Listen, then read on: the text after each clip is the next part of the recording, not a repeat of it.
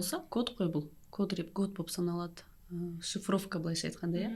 Сол кездегі, жалпы сол кездегі билікке айтқаны, осы жердің қожасы біз өзіміз қазақпыз. Себебі кез келген персонаж, ол жай ғана персонаж болып қалмайды, ол бүкіл ұлтқа таралады.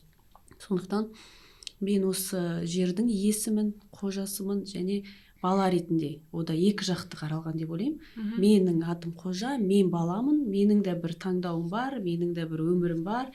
Біз енді үлкендер негізі балаларға өзіміздің ойлау жүйемізді, картина мирамызды береміз, өзіміздің нәтижелерімізді алғымыз келеді олардан.